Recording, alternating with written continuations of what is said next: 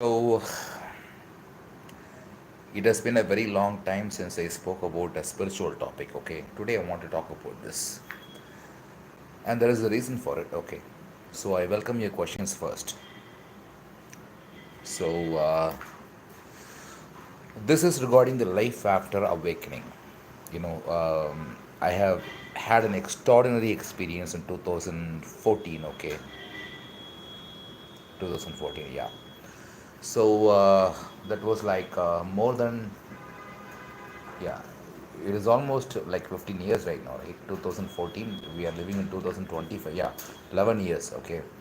So it is, I have gone through a lot of things after my first book, which is Spiritual uh, Enlightenment. Okay, the truth about spiritual enlightenment.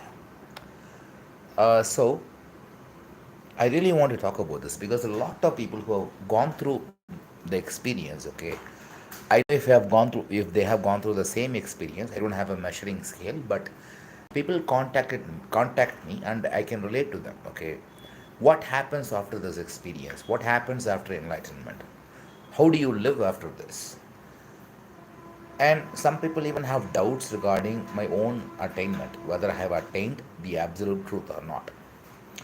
Well, for me, okay, I had a problem in my life. Okay, I had a problem, an existential problem. Okay, how to find lasting satisfaction in my life. And whatever that happened in 2014 answered that question. Okay, answered that. It is not even a question; it is a longing. It somehow answered that longing. Okay, somehow it was very much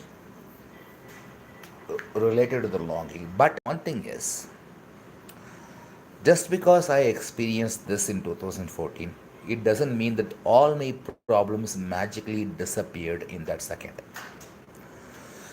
It did not. In fact, I had new problems. And this might frighten you. This might frighten a lot of seekers who might think, okay, then what is the point? Well, the thing is, I'm being very honest. I'm not Sadhguru Jagi Vasudev to. Okay, there was a question, okay, I was waiting for this, okay.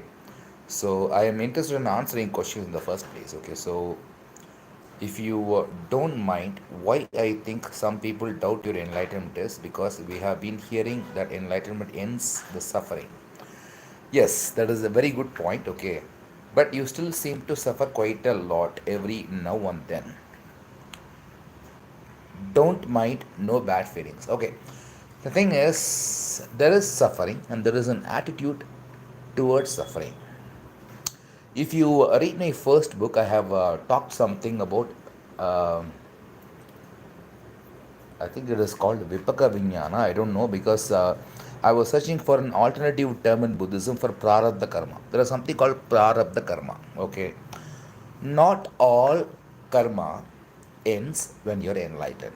I will give you a best example, best historical example for this. You have read Ramayana, right? You have heard stories about Ramayana. In Ramayana, Rama is a hero.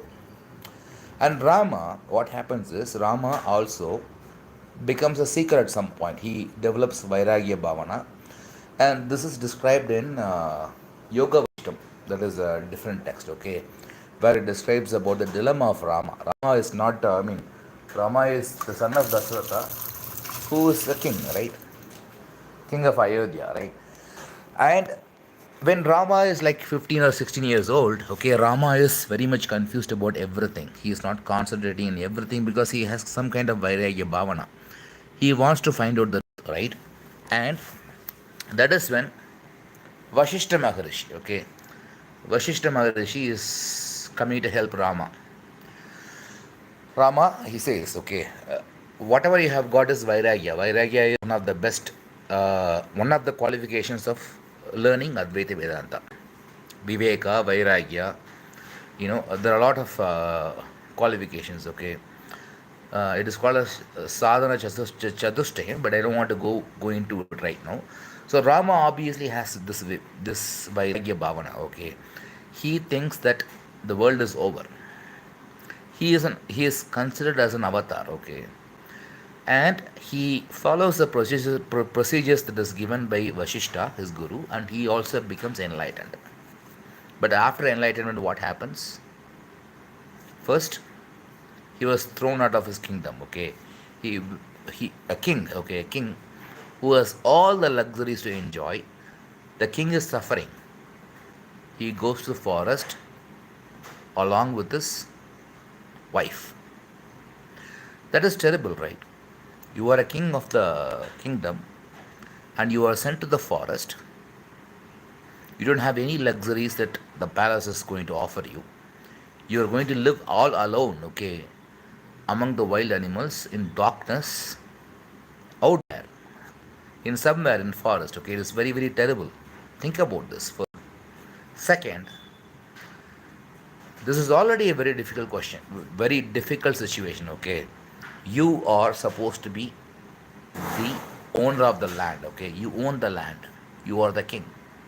But for some reason, you are not only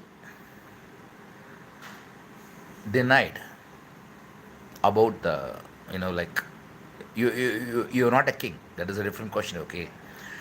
Okay, Rama is not a king, but he can still live in Ayodhya, right? He is not allowed to live in Ayodhya. He has to go to forest. He has to live in the forest. He is facing this situation. Who? A person who is enlightened because of Vashishta Magarishi's, like Margadarshana. Right, so path. He showed the path. Rama was enlightened, and in spite of being enlightened, he was into the forest. Why? That is the first question. Second question is, okay, he is living in the forest, and still his wife is kidnapped. Why? So think about this.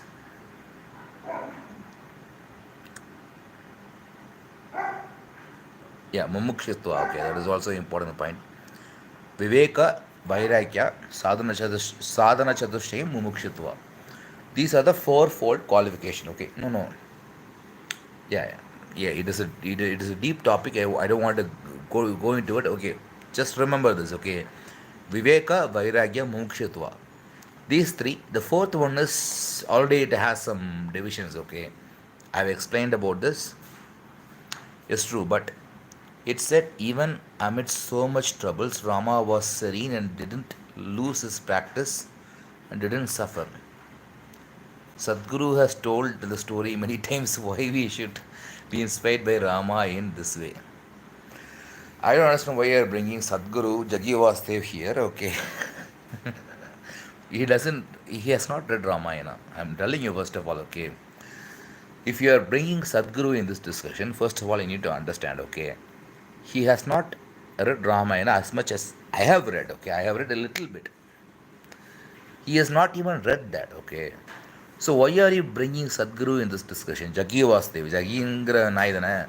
Why are you bringing him in this discussion, okay? How is this related, okay? How is this discussion even related to this guy, Jagi Vastev, who does not know anything about Indian philosophy, okay? Anything about Hinduism. Many people think that he is a supporter of Hinduism. Okay, next question, okay. So you mean enlightenment is not moksha? Because moksha is liberation from all forms of suffering here and now. Okay, think about the words, okay, enlightenment and moksha. Moksha literally means liberation. Enlightenment, especially Atmajnana, literally means, okay, what is true and what is false. You discover this. That is exactly why we have two kinds of mukti. Moksha and mukti are same, okay.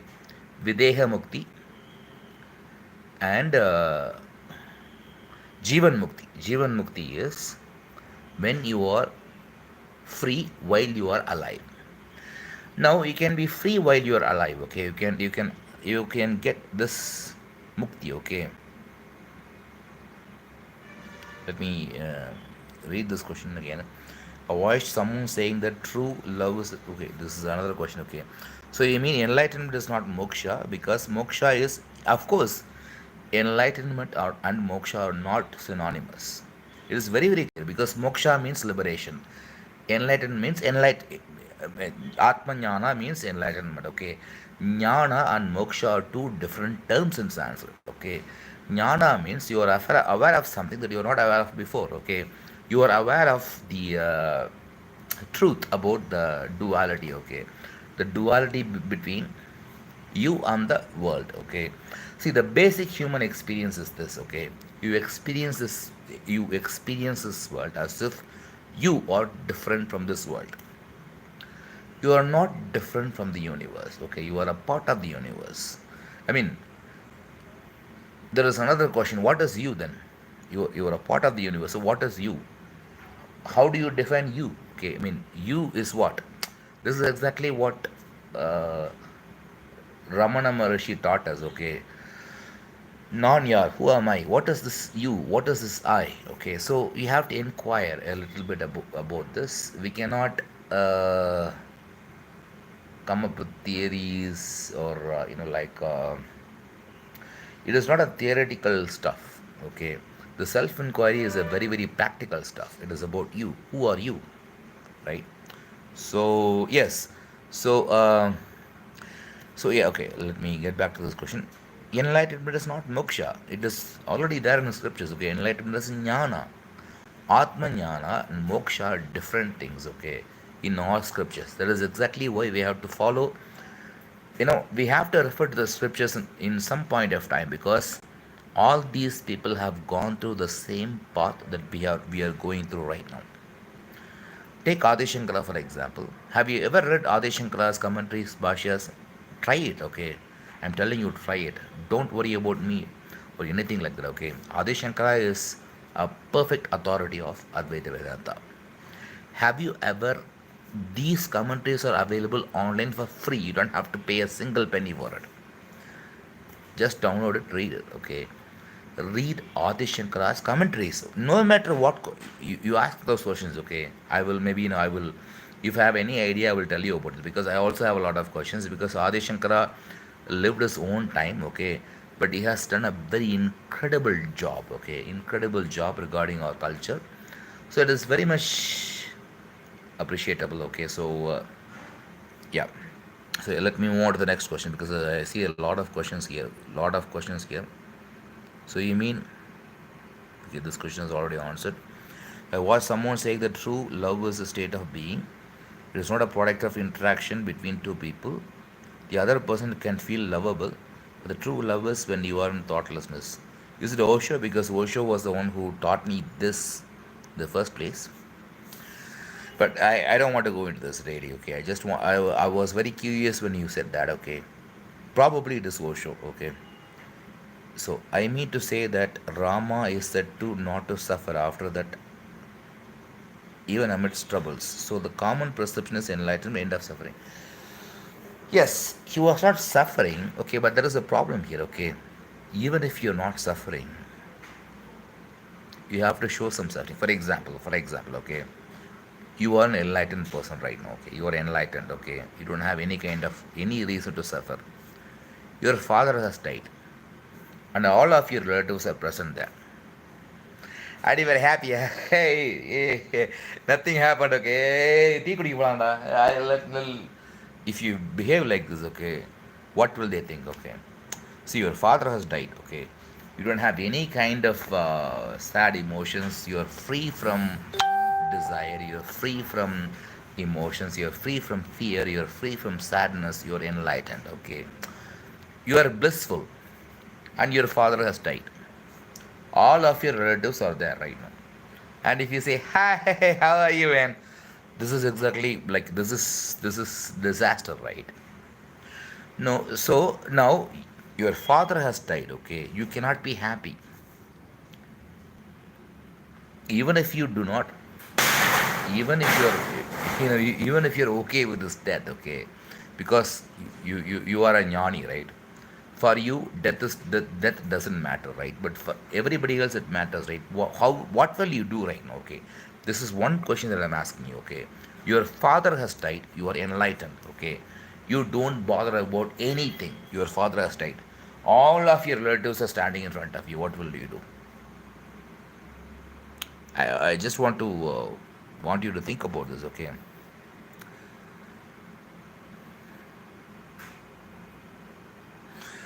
Enlightenment is end of suffering, but it is the end of your suffering. So the first thing people watch in enlightened people is that they don't suffer. Yes, but how can you say whether they are suffering or not? If somebody is crying, do you think that they are suffering just because there are tears in their eyes? They can be acting, right? You are watching movies every day, right? In movies are very convincing. The person is suffering. The person is not actually suffering, right? In movie, a mom is suffering so much because her son is kidnapped, but that is acting, right? So is that person really suffering? No, right? So you have to think about this, okay? like Ramak- like Ramakrishna, even in throat cancer, is said to be in pain but not mentally suffering. Okay, that is a different subject. I have to investigate this about the throat cancer because I don't know really what happened. Because yeah, but yeah, I mean, oh, you're talking about Ramakrishna. Ramakrishna Paramahansa, even in throat cancer, is said to be in pain. Yeah, see, the thing is, pain and mental suffering is two different things. Okay, see, I think there is a word from Buddha. Okay, there is two kinds of suffering, and the wise person stops with the first. Two kinds of pain. Okay, two kinds of pain. Okay, there are two kinds of pain. The wise person stops with the first. Okay, see, for example, let us say that you are walking and you just fell down in a ditch. You fall down and you are hurted a lot. Your whole body is bleeding, and you are in lots and lots of physical pain. Now this is one pain. Okay, this is one pain, which is reality. It is causing you pain. The second pain comes from your mind. Okay, oh my God, why is this happening to me? Why did I fell down in this ditch? Okay, this is exactly what is happening to me every day. Bad luck. I'm a bad person. Why is it happening to me? I'm feeling very miserable. Feeling, taking this personally, gives you another kind of pain. There are two kinds of pain. Okay, two kinds of pain. One is the pain that occurs naturally. Second, the pain that occurs because of how you respond to it. Do you understand the difference between the two pain? Buddha has said this, okay. As far as I know, okay, Buddha has said that, okay. So I believe you. This answers your question, okay. Same goes for Ramakrishna Maharaj in every like Mansur, okay. Mansur, okay. I think this comes from the Osho's description of Mansur. We don't know how exactly what exactly happened to him, okay. Thing is, when if you're reading Osho's books, okay, be very careful, okay. He's not very accurate regarding all these things, okay. So yeah, interesting point. We can only be sure of our experience, not others. Exactly. It is not an interesting point, it is an obvious point, okay. So yeah, see, do you have any other questions? Okay, I'm welcome to answer your questions. And one more request that I have is, I have some financial issues right now. I am living in a very cold climate. I have some shopping material list. For example, I want to buy a kettle. It'll cost like at least 2,000 rupees, and I want to buy some comfortable clothing to wear for like cold climate, because when I came here to this place, it was in summer, okay, but now it is getting cold and cold, and I can't bear it, okay. It is very cold for me. I have to buy some materials for me, okay. One is I have to buy some water kettle, okay, to boil water. I have to do this because I want to take bath every day, and then I have to buy some clothes which are friendly for this climate, okay. Books, I have enough books. I think I might have, I might want to buy a couple of books after this. But yeah, most importantly, I want to have a bag, okay, a very good bag if I want to go somewhere. And then I want to arrange my books somewhere, okay, like not like this. Do you see this? Instead of having my books this way, I prefer to have some kind of shelf or something like that, okay. So all these things need money, okay. I am very much interested in learning Sanskrit. and I think there is a purpose to it. Okay, so somebody is asking, you believe in Allah? Okay, I'm coming to the question. Okay, so first, I request you to send some money.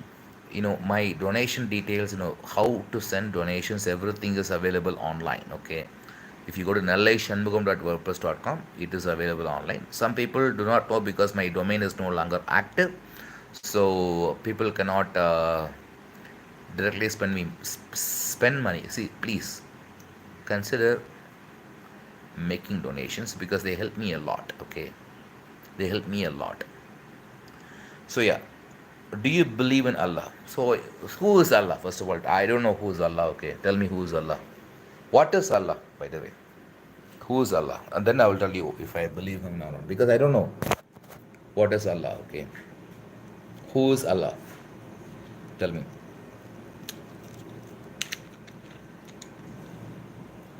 Okay. I mean, I'm. It's not that I'm asking. I'm waiting for his reply. I'm just waiting. Okay.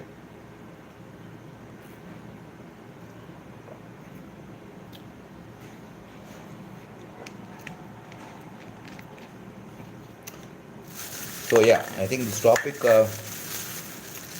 is very useful for people in general.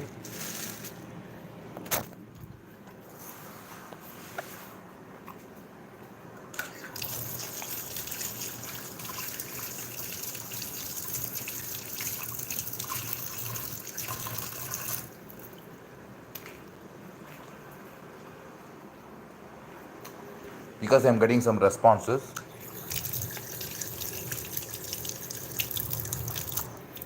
which I did not get in the previous video. Okay, so yeah,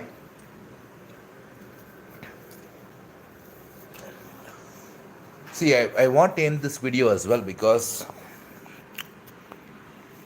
if there are no questions, there are no answers. Okay, if there are some questions, okay, like 5 to 6 questions waiting for me, I can wait and answer those questions. Okay,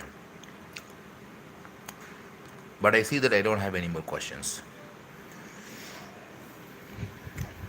But I do have a question. Okay, are you going to help me? Can I expect some kind of financial help from you? Because this will help me a lot. Okay, please keep this in mind. And having said that, I am going to end this video right now. So if you can help me in any way, even if you want me to send me, even if you want to send me books, I don't care. Okay, I'll tell you. Okay, these are the books that I want to buy. Send me this. You don't have to send me money. You just send me those books. That is enough for me. But yeah, I have other needs too, especially medical needs, and really don't know what is going on in my body. Okay,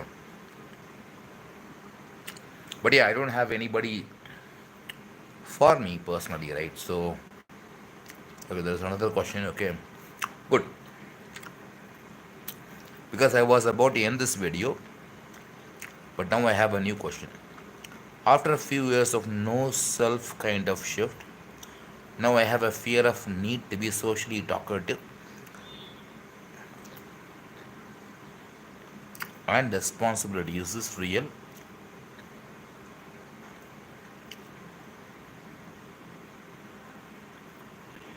Okay, this is real. This is normal. Okay, I mean, what you are describing, okay, as per my experience, is like after some years of no self kind of, if you have, if you have gone through the experience that I am talking about,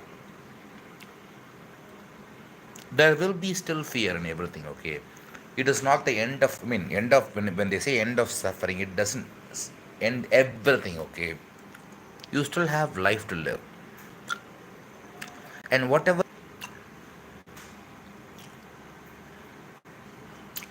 And yes, I can understand this. I have a fear of need to be socially talkative and responsibility. It is real. Okay, it is not exaggeration. It is real. You have to find out. Okay, you have to find it because I had the same problem, the exact same problem which you're describing. Okay, I can understand this. So we have to only I can give some tips. You have to contact me personally for it. Okay, you have to describe your experience, because lot of people who went through this experience are coming to me. Okay, this question might be a fake question. I don't care. Okay, but I'm telling you generally. Okay, a lot of people contacting me, asking about your experience sounds very similar to mine, because this is the experience. The experience that I'm describing is the experience of a shishya. Shishya is a disciple. I'm a disciple of truth. I'm not a guru. I'm not a guru yet, right? I'm a disciple. I am the disciple of truth. That is exactly how I want to describe myself. I am a disciple of truth. Even now, I am a disciple of truth. So, if you're asking me a question, please understand, you are not questioning your guru, you are questioning a fellow disciple. I am a disciple just like you. Maybe I'm advanced, maybe I know much more than you because I've experienced something that is better than your experience, but I'm still a disciple. Having said this, okay, if you have any if you want any deeper clarification of your question, Mr. Srinivasan, please send me an email, okay? boris83 at gmail.com. My email is already listed there, okay? You can find it, okay? In my channel as well as in my website, okay? So please find it. Please send me an email. And yeah, let me end this video right now, okay? Thank you very much, guys. Thank you very much. But I look forward to your support. Please do not forget the fact about donation, okay? If you send me money, I can do something, okay? I can definitely make a difference with the money you send. Okay? Thank you. Bye.